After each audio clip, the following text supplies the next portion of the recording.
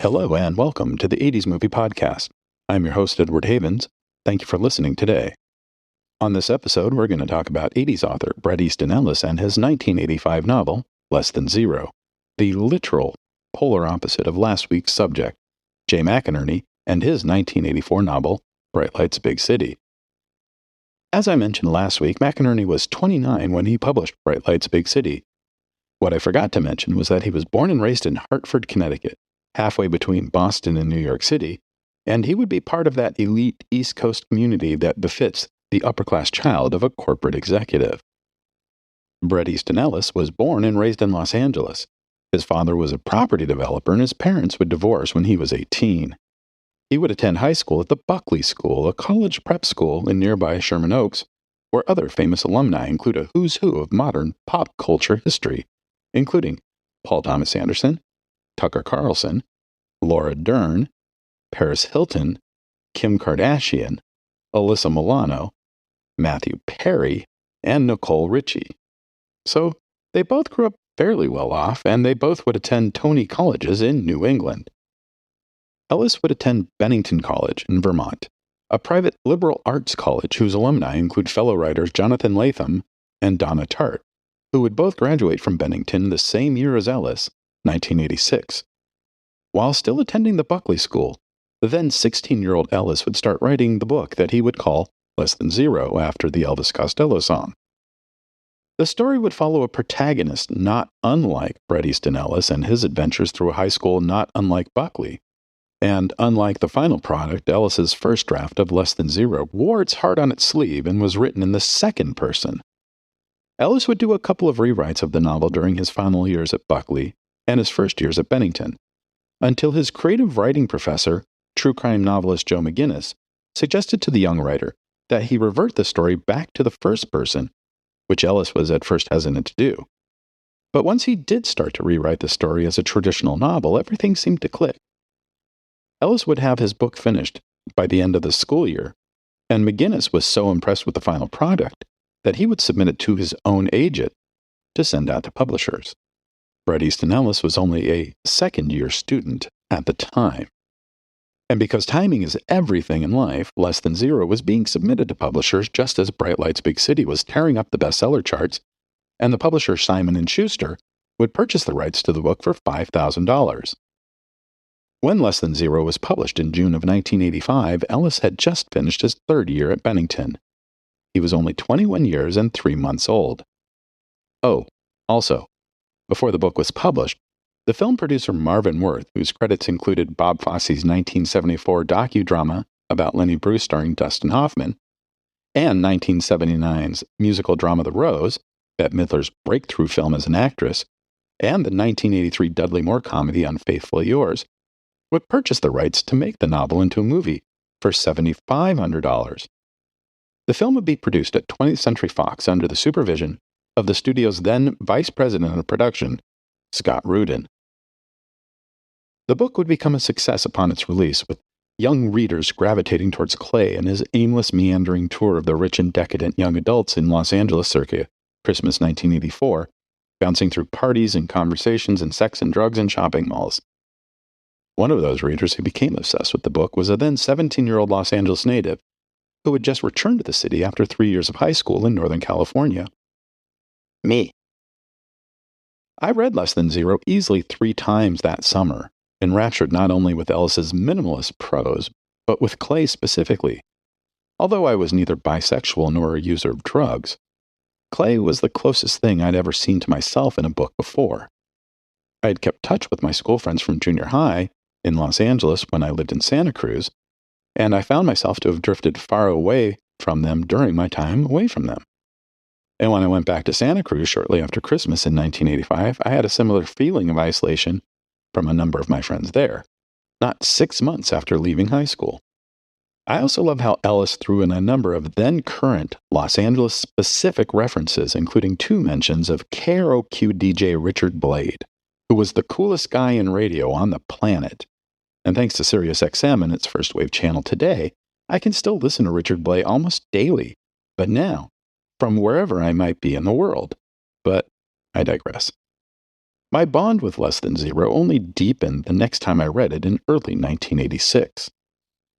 One of the things I used to do as a young would-be screenwriter living in Los Angeles was to try and write an adaptation of novels when I wasn't going to school, going to movies, or working as a file clerk at a law firm. But the one book I could not adapt for the life of me was Less Than Zero. Sure, there was a story there, but its episodic nature made it difficult to create a coherent storyline. Fox felt the same way, so they would hire Michael Christopher, a Pulitzer Prize-winning playwright, to do the first draft of the script. Christopher had just finished writing the adaptation of John Updike's The Witches of Eastwick that Mad Max director George Miller was about to direct, and he would do a literal adaptation of Ellis's book, with all the drugs and sex and violence, except for a slight rehabilitation of the lead character's sexuality. Because although this was still the 1980s, with one part of the nation dramatically shifting its perspective on many types of sexuality, it was still Ronald Reagan's 1980s America. And maybe it wasn't a good idea to have a lead character be openly bisexual in a major studio motion picture at that time. Christopher would complete his first draft of the script in just 1 month, and producer Marvin Worth really loved it.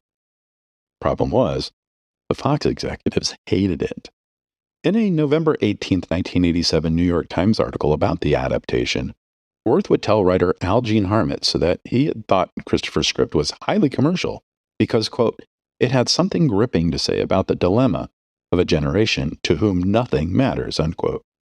Which, as someone who had just turned 20 years old, 8 days after the movie's release and 4 days before this article came out, I absolutely disagree with this assessment. My generation cared about a great many things at the time. We cared about human rights. We cared about ending apartheid. We cared about ending AIDS and what was happening politically and economically. Yeah, we also cared about puffy jean jackets and neon-colored clothes and other nonsensical things to take our minds off all the other junk we were dealing with, but it would be typical of a 40-something screenwriter and a 50-something producer to think we didn't give a damn about anything. But again, I digress. Worth and the studio would agree on one thing. It wasn't really a drug film, but about young people being destroyed by the privilege of having everything you ever wanted available to you. But the studio would want the movie version of the book to be a bit more sanitized for mainstream consumption. So, goodbye Marvin Worth. Hello, John Avnet.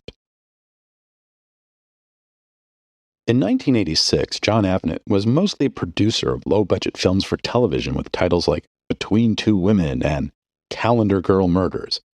But he had struck gold in 1983 with a lower-budgeted studio movie with a first-time director and a little-known lead actor. That movie was Risky Business, and it made that little-known lead actor, Tom Cruise, a bona fide star. Avnet, wanting to make the move out of television and onto the big screen, would hire Harley Peyton, a former scriptreader for former Columbia Pictures and MGM-UA head David Beagleman, who you might remember from several of our previous episodes, and 6-time Oscar-nominated producer-screenwriter Ernest Lehman. Peyton would spend weeks in Avnet's office poring over every page of the book, deciding what to keep, what to toss, and what to change. Two of the first things to go were the screening of a quote-unquote snuff film on the beach, and a scene where a 12-year-old girl is tied to a bedpost and raped by one of the main characters. Julian would still hustle himself out to men for money to buy drugs, but Clay would be a committed heterosexual. Casting on the film would see many of Hollywood's leading younger male actors looked at for Clay, including a 23-year-old recent transplant from Oklahoma, looking not only for his first leading role, but his first speaking role on screen, Brad Pitt. The producers would instead go with 24-year-old actor Andrew McCarthy, an amiable enough actor who had already made a name for himself with such films as St. Elmo's Fire and Pretty in Pink, and who would have another hit film in Mannequin between being cast as Clay and the start of production. For Blair, they would cast Jamie Kurtz, who had spent years on the cusp of stardom, between her co-starring role as Muffy Tepperman on the iconic 1982 CBS series Square Pegs, to movies such as Quicksilver and Crossroads, that were expected to be bigger than they ended up being. The ace up her sleeve was the upcoming vampire horror comedy film The Lost Boys, which Warner Brothers was so certain was going to be a huge hit, they would actually move it away from its original spring 1987 release date to a prime mid-July release. The third point in the triangle, Julian, would see Robert Downey Jr. get cast.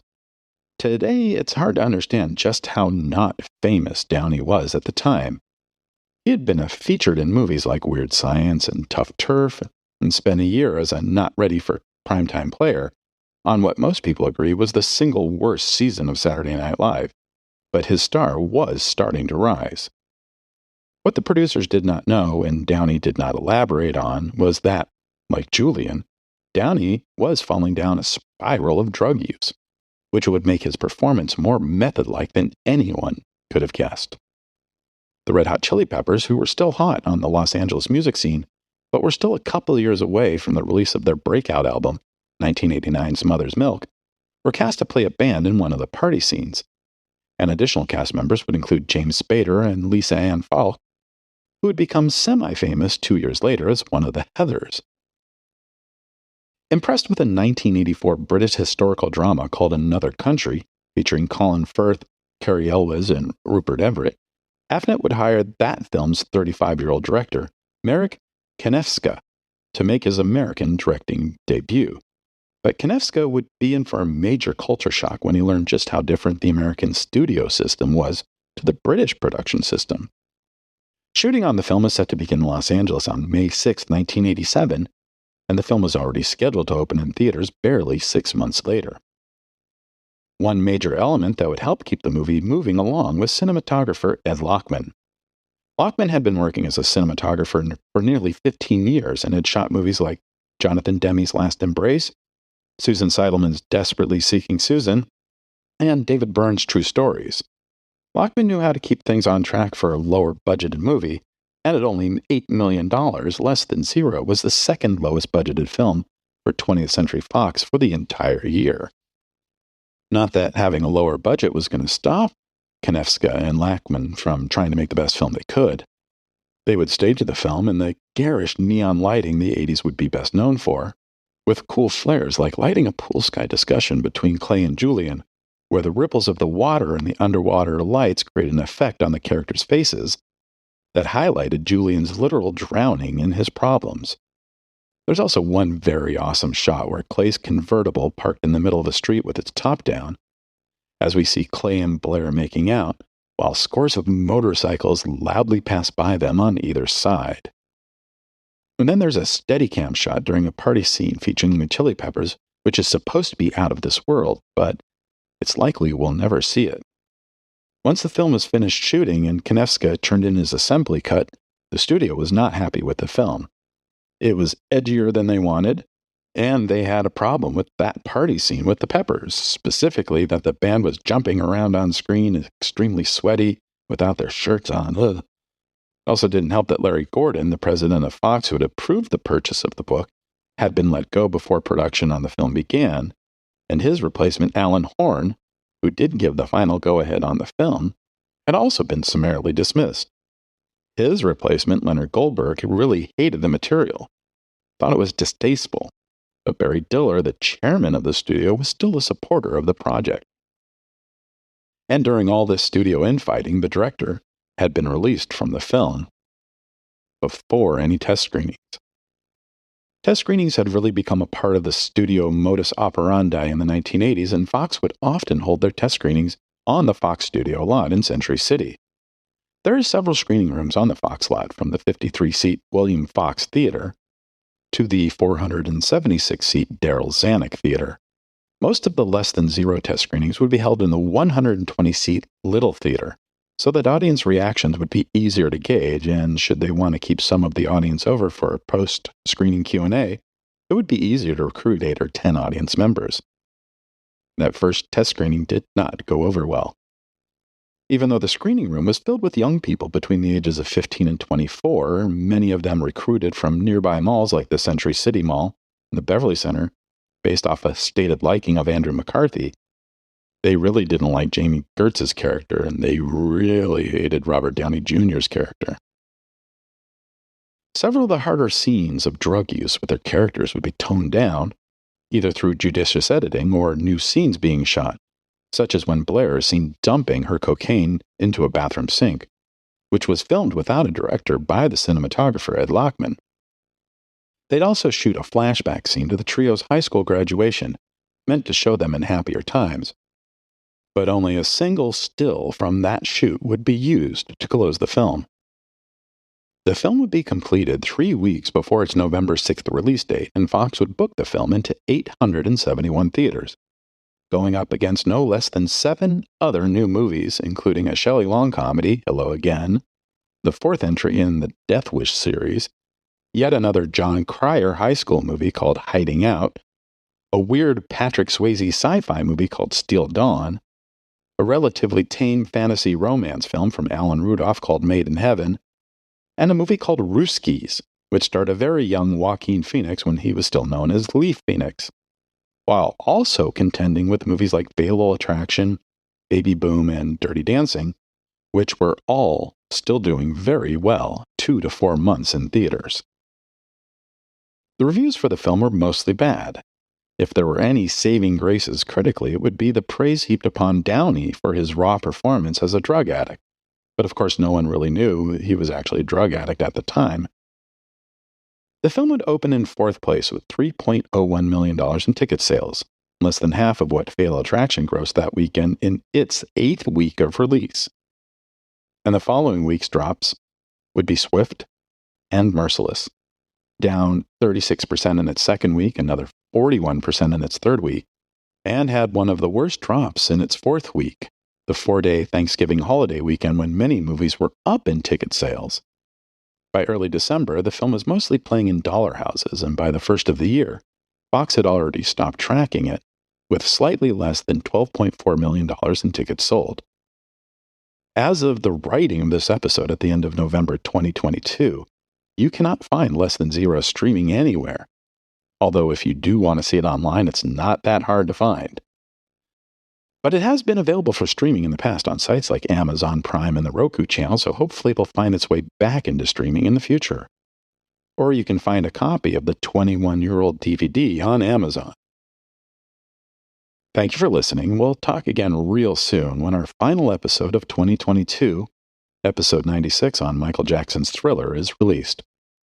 Remember to visit this episode's page on our website, the80smoviepodcast.com, for extra materials about Less Than Zero, the movie and the novel, and its author, Bret Easton Ellis. The 80s Movie Podcast has been researched, written, narrated, and edited by Edward Havens for Idiosyncratic Entertainment. Thank you again. Good night.